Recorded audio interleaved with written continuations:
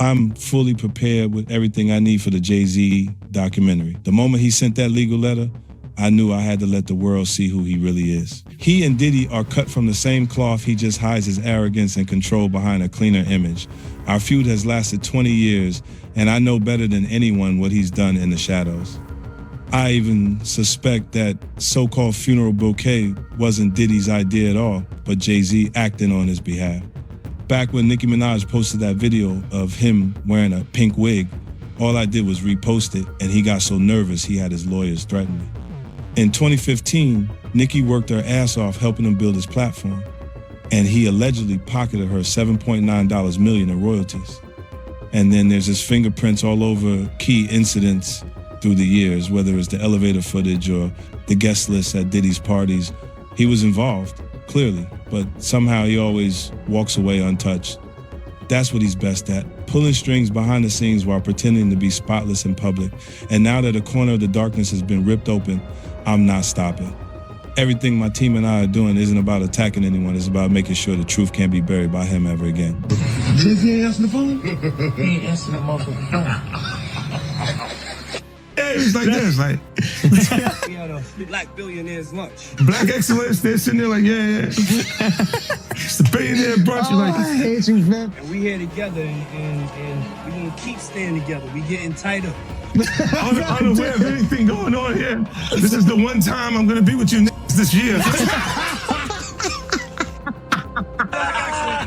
Yo, I feel like I'm normal again. Get me out of here. In the wake of turning 50, Jay-Z is reportedly in damage control mode, and newly surfaced details from his private communications with Diddy have only intensified the scrutiny. This represents a significant development for Jay-Z, as long-standing allegations tying him to deeply troubling activities alongside Diddy are finally gaining mainstream attention. Sean Carter aided and abetted or was directly involved.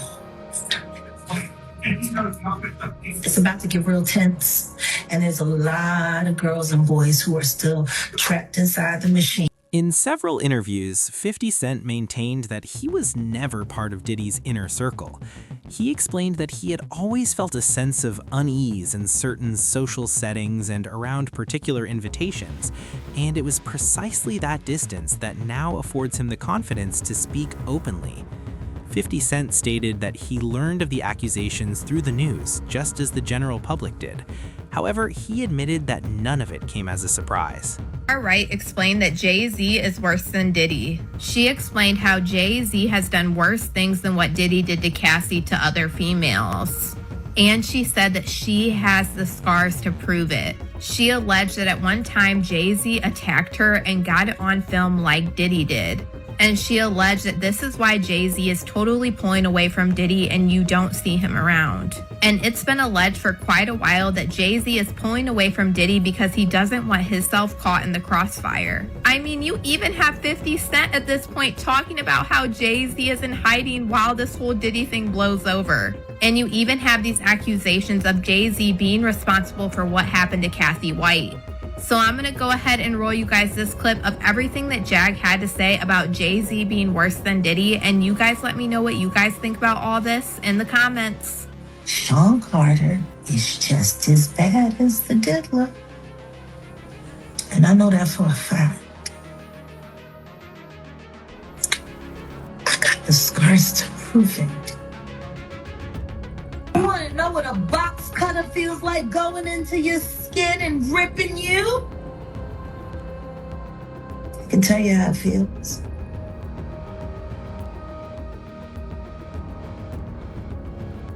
Y'all ain't seen shit yet. That Cassie shit, that's nothing. I'm saying Sean Carter remembers everything he did to me and he's got it on tape.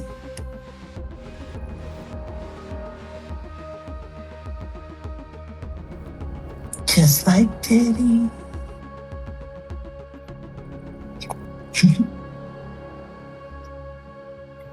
And they're gonna be crazy. It's gonna be the women that give them in the end. As the investigation surrounding Diddy continued to unfold, public attention increasingly turned to Jay-Z's conspicuous silence. That silence did not go unnoticed. Some observers speculated that Jay-Z's team was attempting to stay ahead of the narrative, having become aware that his name had surfaced in legal proceedings. Others expressed concern that his reputation was sustaining damage even in the absence of formal charges. Social media only amplified the situation, with rumors circulating more aggressively than ever that he was actively working to suppress those who sought to accuse him. Exactly what Jay-Z's accuser is saying, that even though she dropped the lawsuit, she still stands by what she says, and she only dropped it because of harassment and the fact that she's terrified of Jay-Z. She says that Jay-Z is allegedly bullying her into saying that her accusations were false. In fact, in new legal documents, she is claiming that she was recently approached outside of her home and cornered by two people who told her they were investigators working for one of Jay-Z's lawyers. She claims they tried to get her to sign an affidavit stating that her claims against Jay-Z were false, but she refused. Jane Doe also claims the alleged investigators asked her if her attorney, Tony Busby, sought her out as a client and offered her money to pursue false claims against Jay-Z, two allegations she says she denied. He says this alleged confrontation left her intimidated and terrified, wondering how they found her when her identity had remained anonymous in media reports and legal proceedings. He also claims that her parents were approached by two investigators asking similar questions about Busby and her story. In the new documents, she reveals she decided to drop the claim because she was frightened by the reaction from Jay-Z and his supporters. She says she feared she would be publicly outed and subjected to public attacks. According to industry insiders, a single criminal investigation involving Diddy has the potential to upend the lives of anyone closely associated with him. This is precisely why many believe 50 Cent's documentary carries such profound significance. It is not centered on one individual alone. It is about who possessed knowledge, how power operated behind closed doors, and who may be implicated next. Commentators also raise a critical question. How did Diddy manage to maintain his protective shield for so long? Some suggest he cultivated influence by surrounding himself with powerful figures and carefully controlling the flow of information as rumors circulated. Reports have also emerged suggesting that Diddy may be cooperating with authorities in an effort to improve his own legal standing. According to these reports, he has allegedly implicated Jay-Z, of all people, as part of those negotiations. Will Diddy start snitching? He better. But the only thing I'm interested in him talking about is everything he knows about Kathy Coriana White. See, I know you know what happened to Corey. Diddy, I know that. You and Jay-Z down in Vegas at Tao with Claudia. Why don't you just talk about Kathy? That might help. That might help a lot. Kathy Coriana White, Jay-Z's pregnant mistress, who died 24 hours after she announced that she was going public with their relationship and the baby while he was married to Beyonce.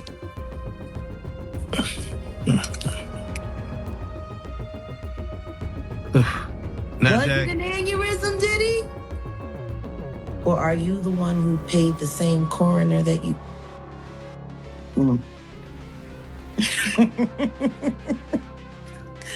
Oh, Diddy, you should talk. Now that the documentary has been officially released, one thing has become abundantly clear.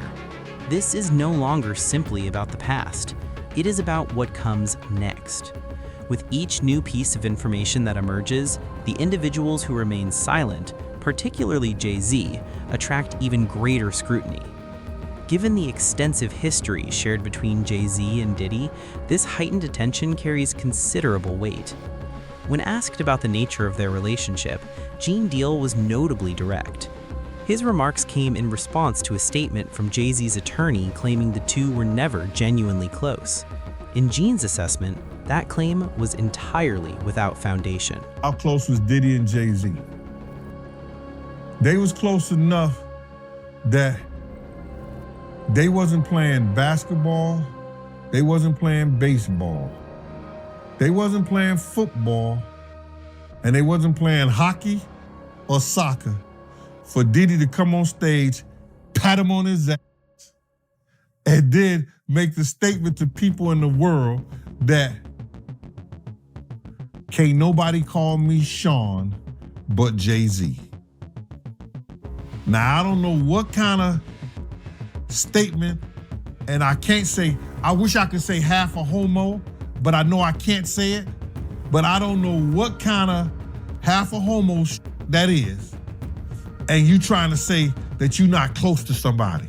You coming on stage, patting them on their ass, and then you making a broad statement to the public, can't nobody call me Sean but Sean Carter. And I heard Jay-Z said the same thing about them. But they were so close that they had matching white girls together. Because when they used to see each other, they used to say, yo, how your skinny white girl doing? He'd be like, yo, how your skinny white girl doing? So, I guess that's a certain type of closeness. I ain't know anything about that, man. I ain't know about, Jay touching his, so I got to go see the video. I ain't hear about that. Come on, man. Everybody's seen that. 50 even pointed it out. Excuse me. When they was in ATL on stage. Remember when 50 bum rushed the stage with them? Yeah, I think I recall that. When Puff came on stage, first thing he did was pat Jay-Z on that. But I forgot. That's your favorite rapper. Hey, him and Pocket's 1A, 1B. But what's your issue with Jay, man? I didn't know you had an issue with him. I'm never a fan of somebody that I was gonna knock out. To Gene, that level of familiarity spoke volumes. Furthermore, when footage surfaced of Diddy and Jay-Z sharing the stage at a performance in Atlanta, fans noted just how comfortable and natural their interaction appeared. The clip gained even wider circulation after 50 Cent drew public attention to it. When asked whether he harbored a personal grievance against Jay-Z, Gene was clear that it had nothing to do with personal admiration or lack thereof. He recalled a previous incident marked by considerable tension, yet Jay-Z did not even appear to remember it afterward. That is simply how certain individuals at the top operate, Gene explained. They exist in an entirely separate reality. They move through situations, create problems, and then forget them entirely.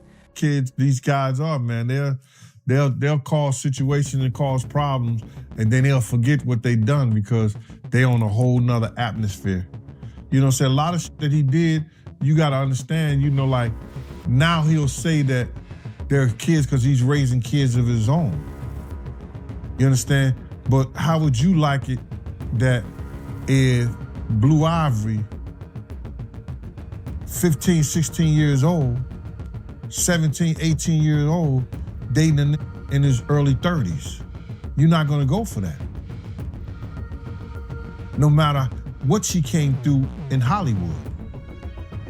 But you gotta understand, guys who was around then, we didn't know Jay-Z them ages. We didn't know these cats' age.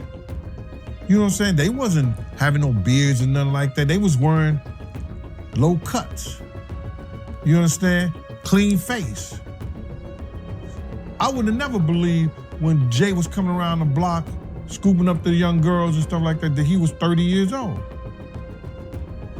You know, if they 17, 18, 16 years old, and they 22, you thinking they 22, 23, something like that, 24 years old? They mom and them need to check them. They daddy and them need to check them. But that's not that far off. But for somebody to be 30 years old in their 30s, and they dealing with kids 16 years old, 17, 18 years, that's a problem, that's an issue.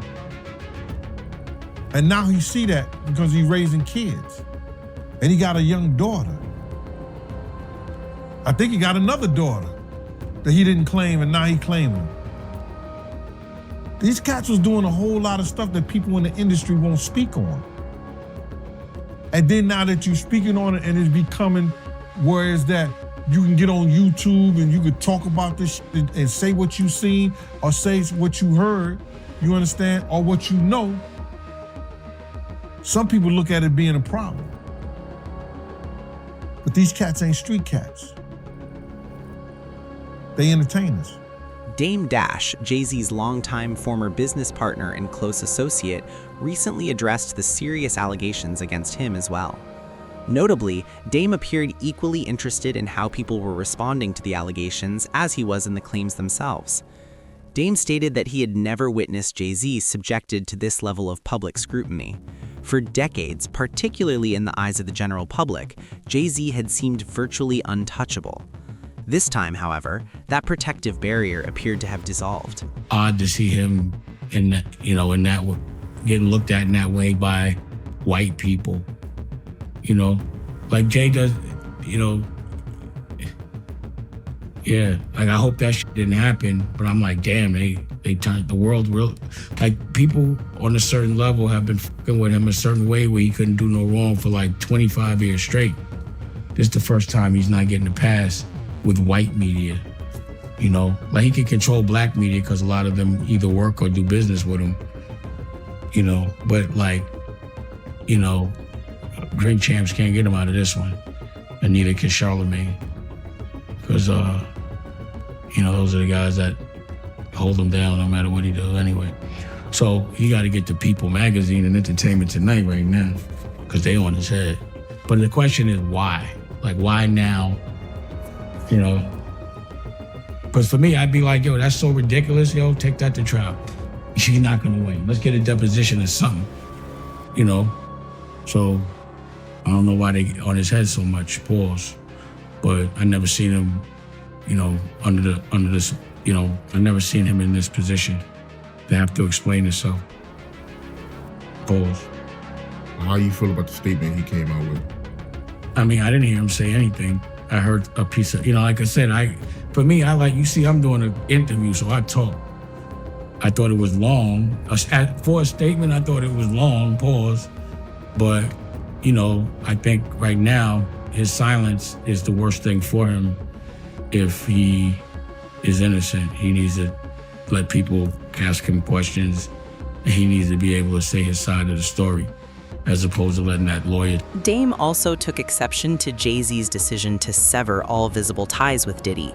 He argued that publicly declaring they had never truly been friends was a bold assertion, one that would likely invite further criticism rather than quell it. I don't think I would have said that he didn't know Puff at all or wasn't his friend. I thought that was a little extreme. I thought that was the wrong choice of words. I think that's going to trigger a lot of backlash. But the thing is, I never seen him get backlash at all. So that's what I'm saying. Now he getting backlash. Like, when did you know Jay-Z to be on his heels other than when he got beat up in the elevator? But that was nothing. But I've never seen him under the fire ever. Not in a long time. Not like, I've never seen people on his head like that, Paul. Ever. Yeah, this might be my first time seeing people come at him like this.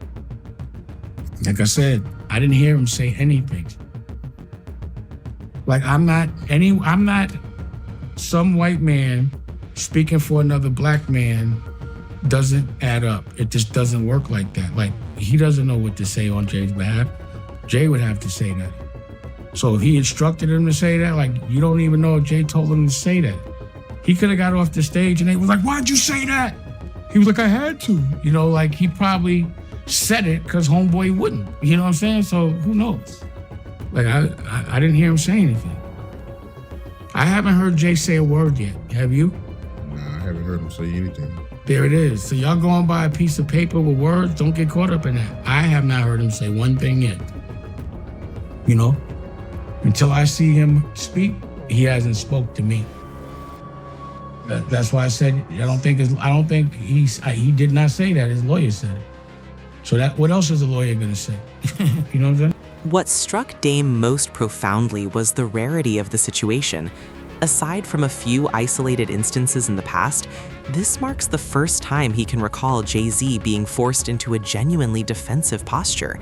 Jay-Z has seldom, if ever, needed to defend himself publicly. For the first time, Dame asserts, the pressure is real and unrelenting. This raises a compelling question.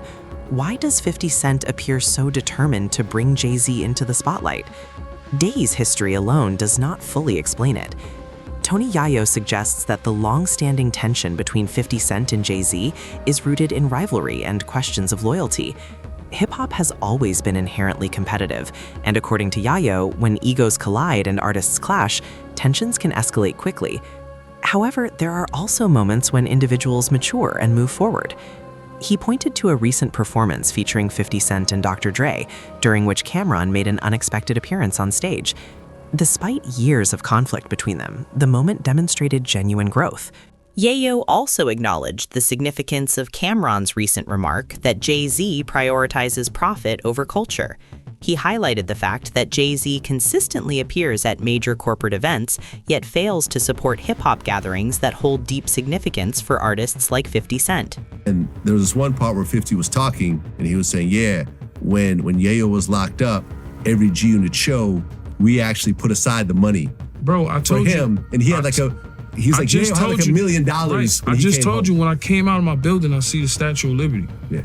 There was no way I was getting shot there. And this is what I kind of tell you is like, when we was talking about stacks with the Porsche, 50's not gonna let you say, get the Porsche. He gonna say, let's get him out the hood first. You know, if the money's there, but the money has to be there for you to live like that.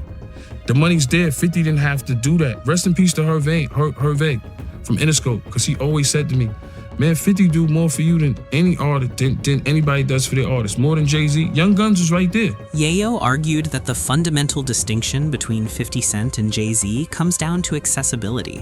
While 50 Cent may operate at a comparable level of influence, he continues to show up for the people around him. Jay-Z, by contrast, despite functioning at an extraordinarily high level, remains distant and detached. 50 Cent maintains his connections. According to Yayo, artists should never forget those who supported them from the beginning. He then recounted the incident that left the deepest impression on him. According to Yayo, Jay-Z did not extend an invitation to 50 Cent to perform at the Super Bowl halftime show. As Yayo understood it, Eminem had to intervene directly, making it clear that he would not perform unless 50 Cent was included. For Yayo, that felt deeply personal. Speaking of Cameron, yeah, he made a statement recently. He said that Jay-Z loves money more than hip-hop. And he pointed out that Jay-Z performed at Tom Brady's Hall of Fame ceremony, but he didn't perform in any Hip-Hop 50 events. I mean, Jay-Z's on a whole nother level. Like, I mean, you know, he's like, but you know what I like about 50? 50's on a whole nother level, but he's still approachable. You still get to meet the people and you know, Jay got to remember the people that made him. You know, I'm not saying I don't got respect. I respect Jay-Z, 50, used to respect, you know, Diddy, but all that crazy shit going on. But, you know, I always respected him because I looked at, for New York, those were like the, you know, the guys. You know what I'm saying? The guys with the most money and the most influence. So with Jay is like, when the last time you haven't seen Jay, so I think people are just gonna say that. You know what I'm saying? But for me, I mean, Jay, you know, you gotta remember, he didn't want 50 at the Super Bowl. That was crazy. Come on.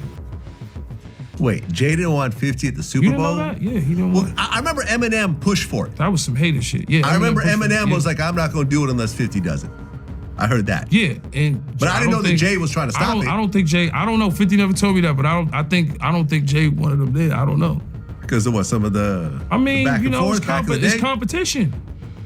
You got to think. 50 always been competition for Jay. Remember, I'm about $1. What the fuck is 50 Cent? That was a long time ago. That was what, 9? What was that? 9? But after that, they did a song together. Remember the whole. Of course, but 50 thing? Was always competition for niggas. Then remember Jay said, yo, 50's coming. He told Siegel and them, and Memphis Bleak and all them. Yeah. And come on, 50's like, he's on a whole nother level. You gotta remember, he came after niggas. He came after Jay and Rockefeller. G-Unit came, and people might shit on G-Unit, but with Eminem, Dr. Dre, 50 Cent, nobody has outsold us, bro. Yeah. Nobody has had the effect. Yayo also revealed that record executives had privately told him that 50 Cent did more for his associates and fellow artists than many powerful figures in the industry ever did for theirs. He says to people, he goes into boardrooms and says to people, which I will never say, is he says, it's important for me to be a billionaire, you know, because black people need to be billionaires. And why does specifically he, at that time, I've had this conversation with white money people when they go, it's important that Jay-Z becomes a billionaire. And I go, why? And they said, because he wants to open up a casino. He wants to open up this. He should have an alcoholic brand. He needs to have a casino. He needs to have this. And you're like, why the fuck does anybody need a casino? Like another fucking casino money in this all world. day, and it makes it very possible for people to launder money all day. Yeah. So like, why, even the fact that you want to become so powerful, then you're not saying because he needs to build schools for black people in black neighborhoods. It's because he wanted to build casinos for black people. For them to keep wasting their money, and then for him to keep giving them overpriced merchandise. It's a rat trap. Yeah. All of it is. The sad part is that hip hop has now turned itself over to this greed machine and doesn't realize it's time to unplug. It has been alleged that the relationship between Jay-Z and Diddy deteriorated over time. According to several individuals within their circles, trust eroded and concerns mounted over who would stand by whom in the event of a crisis. While it remains an allegation, Jaguar Wright has publicly stated that Jay-Z played a role in orchestrating Diddy's downfall behind the scenes. Why does it all come to a head now? Why now? Why? Because he's the acceptable monster at this time, like R. Kelly was the last time I sat on this couch. So who's next? Y'all don't see the lineup? Yeah, we see the lineup. I'm just waiting to see who's next. Jay-Z is setting Diddy up.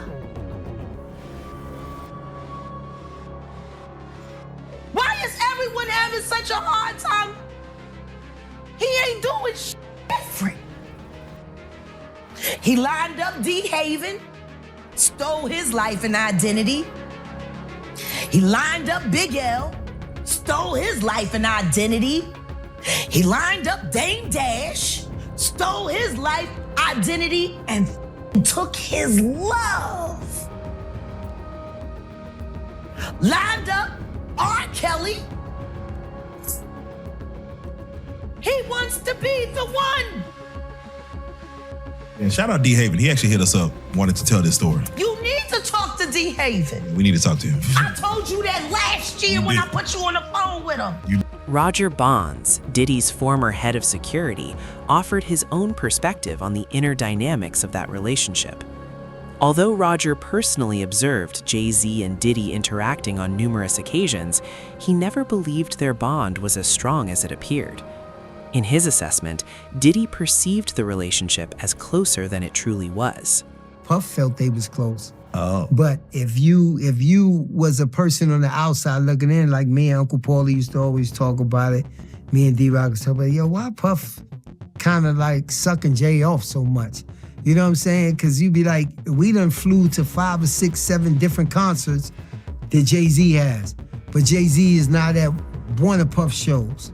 You know what I'm saying? You look at the Rock brunch where Puff would break his neck to get to the brunch. But Jay-Z don't pop up at any of Puff parties. You know, now I can only speak up until 2012. You know what I'm saying? And Puff was breaking his neck. Like at the end of the day, in our mind, we say, yo, he ain't even invite Puff to his wedding. When he married Beyonce, Steve Stout and all of them was there.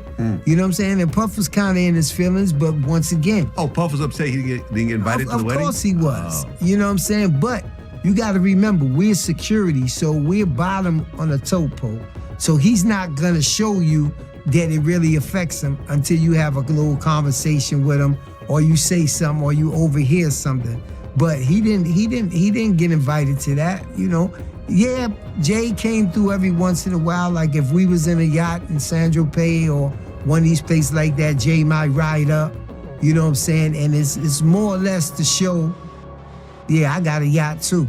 Members of Diddy's inner circle frequently observed a notable imbalance. Diddy attended Jay-Z's events far more often than Jay-Z attended Diddy's. To me all the time, I mean, Jay ain't really with Puff. It was no personal into it. It would be like if Ron Burgos is flying from LA on his jet but Jay-Z just so happens to be going to New York too. We all end up on the jet, flying back, those type of things, but nothing to go out his way. If we in a club, you might be downtown at bed or something like that. Jay-Z might be there, so they end up at the same table, you know what I'm saying? And it was times where I listen to the records now where Jay-Z said, yo, why should I drink Ciroc when why should I drink Grey Goose when Puff got Ciroc?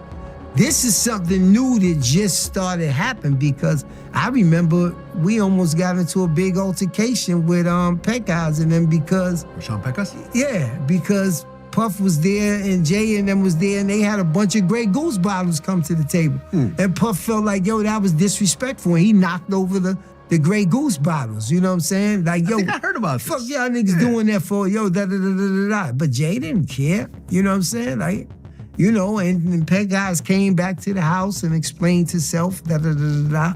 You know, I was eavesdropping and airdropping, you know, because like I said, Puff is always ready to fight.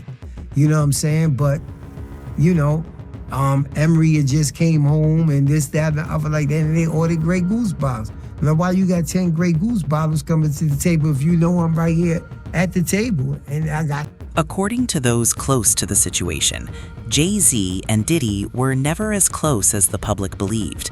They shared resources, occupied the same spaces, and wielded overlapping spheres of power, but genuine loyalty was absent. Over time, those fractures became increasingly difficult to conceal. The question now is whether those cracks will finally rupture wide enough to consume them both. Share your thoughts in the comment section below.